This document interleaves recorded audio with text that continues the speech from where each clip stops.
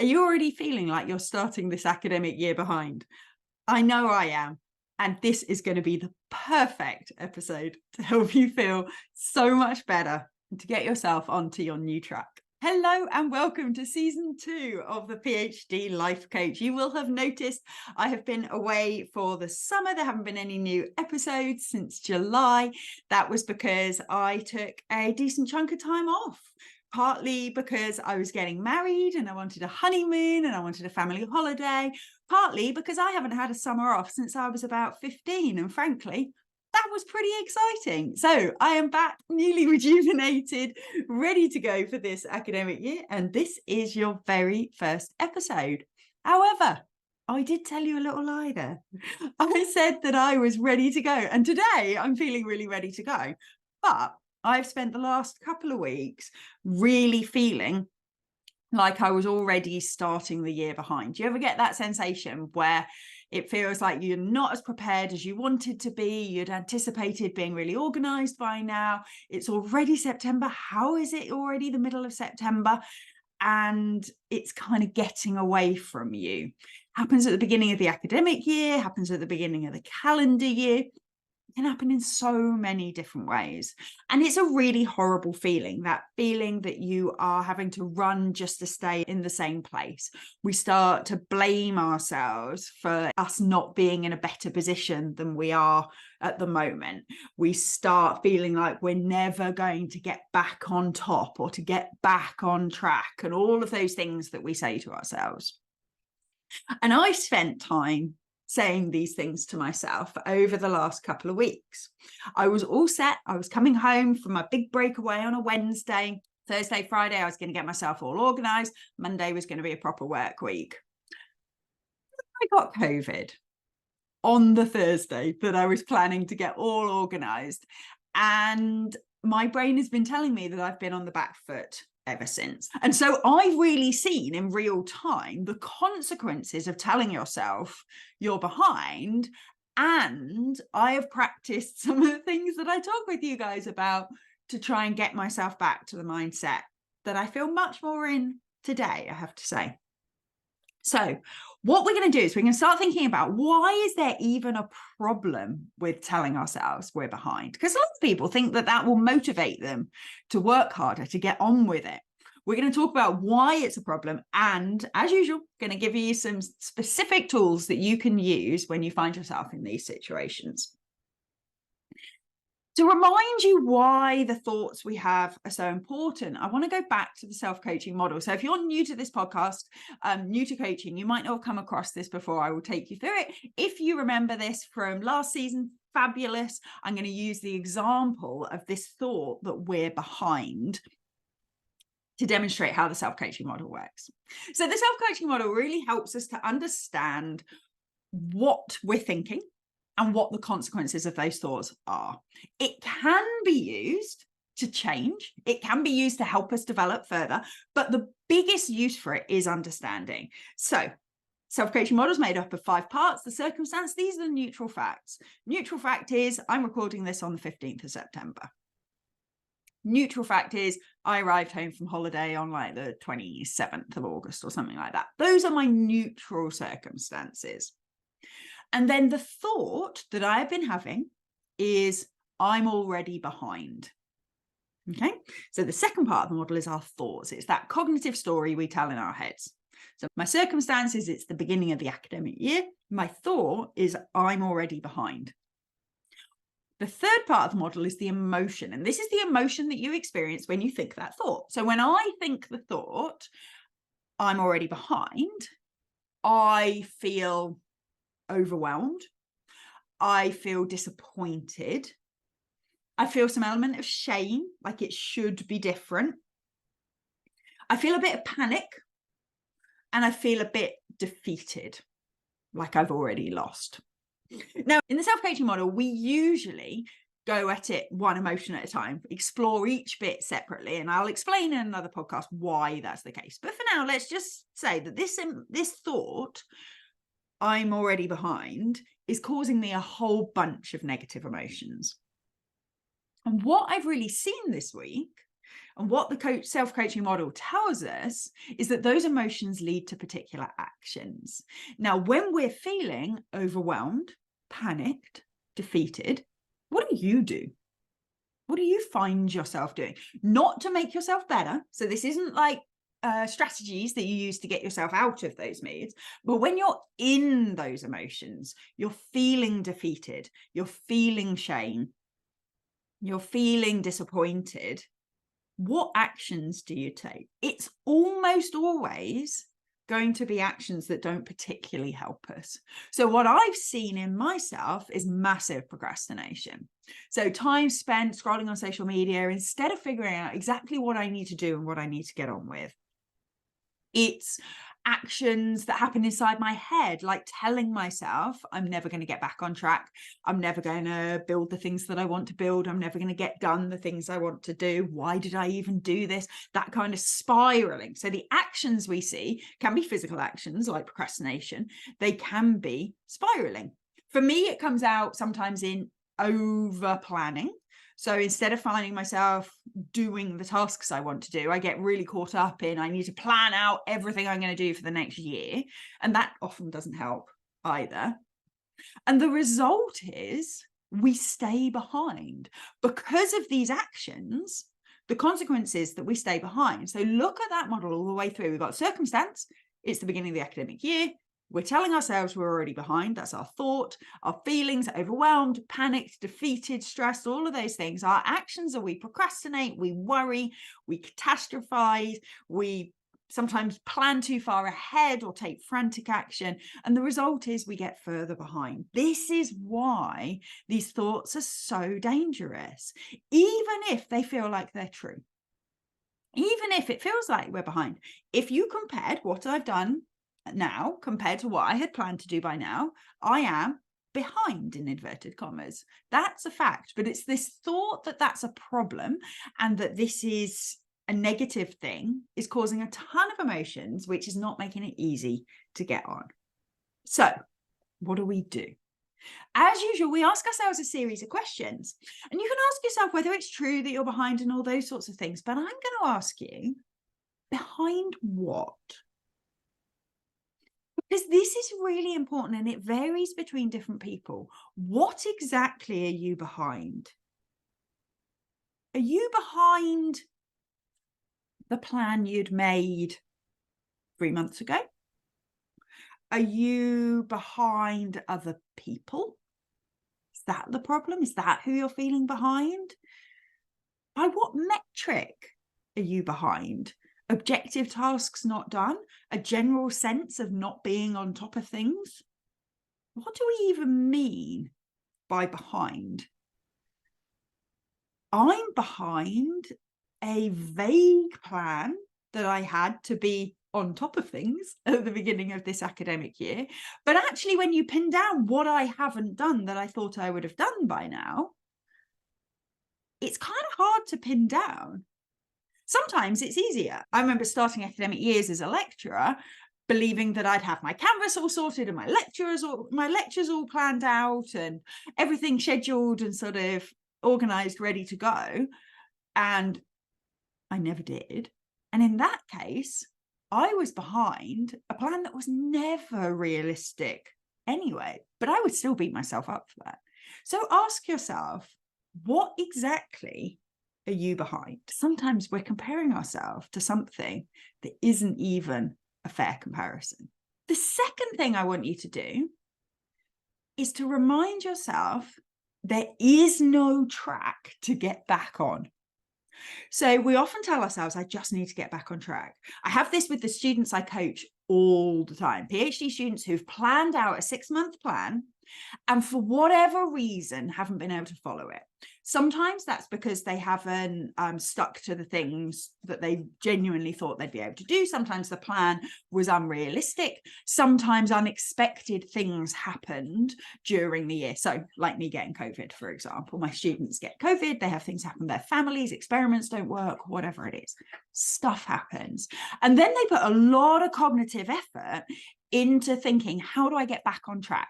They look at that old plan and spend loads of time thinking, how can I get back to where I thought I'd be by now? My second tip here, that track doesn't exist anymore. This isn't Back to the Future. I asked my students if they'd watched Back to the Future, and I was pleasantly surprised by how many of them have. If you haven't, make sure you've watched Back to the Future. But in that, they sort of have key events where time splits off in a different way. And part of the kind of storyline is trying to get back to the normal timeline. And it's not possible to get back to a normal timeline. If you had planned out a series of tasks that you wanted to get done by certain times, and then you had 3 weeks where you were ill, you're not getting back to that plan. At some stage, you might be able to submit at the same timeline, but it's not the same plan. And time spent feeling like you are somehow off another plan that in an alternate universe you would have been on just makes us feel guilty. It just makes us feel disappointed, all of these things. You are on your track. This is the only timeline that exists, as far as our human consciousness knows. Who knows? All you quantum physicists might tell me something different. But as far as we can tell, this is our only track. The one we're on now is our track. Today is the track. If we can start from here, forget the imaginary old plans, start from here. What can I do today to move myself forward? What are the specific things that would help me right now, not to get back on track, but to move forward from where I am? Suddenly we're in a much more compassionate, much more growth focused place. We're not trying to catch up. We're trying to move forward from right here. When we're trying to do that, there's a few things that I want you to bear in mind. The first is acceptance. It's okay to be disappointed that you're not where you thought you'd be by now. That's fine. There's nothing wrong with negative emotions. We don't have to avoid them. We can just be disappointed for a while. That's okay. But part of this process is also accepting we're disappointed, but this is where we are. And we can move forward from here. So it's that acceptance that this is our place. We can have negative emotions about that, but we move forward together from here. Another tip is to avoid that planning procrastination. And I fell in this hole. Okay. And this is something I really want to emphasize because it came up in some of my coaching sessions this week. A lot of people think that once they start doing this sort of thought work, they start getting coaching, that they are going to be good at this all the time. They're going to manage their minds all the time. They're going to be able to do whatever they want to do. They're going to be able to always have positive thoughts, always sort of regulate their emotions and all this good stuff. It's not true. We're all human beings. I'm a coach. I do this stuff all the time. I coach people on all this stuff year in, year out. Yet I have spent a chunk of time this week, I have to say, in what I call planning procrastination, which is where you're so freaked out by all the things you have to do and the fact you haven't done them and you're behind and all those stories, that what you tell yourself you need is a clear plan. I need a new plan. I need to work out, okay, if I'm not getting on that plan, how am I getting on this? What is my new plan? And then you end up getting all ahead of yourself, all kind of working out, oh, I'm going to do this today and that tomorrow and this, and all of a sudden 4 hours have gone past. You haven't done any of the things. You've just planned. It's like back in the day when we were at school making revision timetables, not sticking to them and then having to make them all over again. Planning can be a form of procrastination. I love planning. It's really important. But don't do planning when you're in the midst of overwhelm, when you're in the midst of telling yourself you're behind. We do planning when we're feeling organized and on it and we're ready to go. Don't use planning as a way to make yourself feel organized. Instead, pick a task, do the task. Because when we're feeling like we're overwhelmed, we're telling ourselves we're behind, what we really need to see is progress. And in many ways, it doesn't matter which of the many tasks you've got to do, you do. Okay, you just need to make some progress. I'm going to tell you a secret. I even fell into some planning procrastination this morning. I spent more time than I intended trying to plan out a social media strategy. You're going to see a lot more of me on Instagram and things like that soon, hopefully. And I was planning it all out, and I was only going to spend an hour and a half on it. And I got sucked into YouTube and all these how-to guides from all these influencers. And I spent way more time on it than I thought I should have done and that I had planned to do. Because it felt good. It felt like I was getting organized. But then I noticed, and that's the key. We don't stop doing all these things, but we do notice when we're doing them and we understand what we're doing. And I noticed what I was doing. And it was like, Vicky, come on. This isn't moving you forward right now. You can plan this stuff. This feels good. This is exciting. But what you actually need to do is get something done. And the thing you need to get done is record your podcast. And that is exactly what I'm doing now. So you guys are listening to this as a product of me having coached myself out of getting distracted by planning procrastination and moving myself into actually achieving one of the things I need to do. So notice when you do that. Do you start making lists of all the papers you need to read instead of reading a paper? Do you start making notes of all the things you need to write instead of writing? Just pick a thing. At this point, momentum is more important than strategy. Getting something done is more important than planning out everything. One cautionary note. Don't fall into the trap of doing all the unimportant things because they feel easy. Don't fall into the trap of deciding now is the perfect time to do that health and safety training and to color code your whatevers. You don't need to do that. Pick one chunky thing that you're worried about and just start it. Because we are where we are, and that's how we move forwards. My final point, and it's going to sound like a weird one, is work slower. One of the things we know is that when we're telling ourselves we're behind and we feel panicky, we start rushing. We start feeling like we have to plan everything. We have to do everything. We need to do this. We need to do that. And when our brain's in that kind of frantic mode, it's really hard to settle down and actually just get one thing done. In fact, what you often end up doing is pinging between, oh, I need to do this, but actually I need to do that. And you sort of boing around between the lots of different things you need doing. And for many of us, that causes a freeze response. I have spent more time than I care to tell you on just staring at social media this week, not doing it, not planning, not actually interacting, just staring at reels, because I'd allowed my brain to ping around into too many different places. I was telling myself I needed to work fast. And because of that, I got overwhelmed and didn't do any of it. What has worked for me this week is telling myself I need to work slower. I just need to pick one thing. I just need to pick this podcast, plan what I'm going to say, turn on my camera and record it. I can work slow. I can take my time over that. I'm just going to do some small things. I used this technique earlier in the week as well. I'd had one morning where I'd really annoyed myself because I hadn't sort of got focused on anything. I felt like I was wasting time. I was feeling guilty about it. And I thought, you know what? I can work through my expenses a little bit. And so I got myself onto a very basic task, but one that is getting quite urgent now. And I gave myself permission to work through it slowly, to just gradually go through one receipt at a time and figure it out. And I actually got a surprising amount done.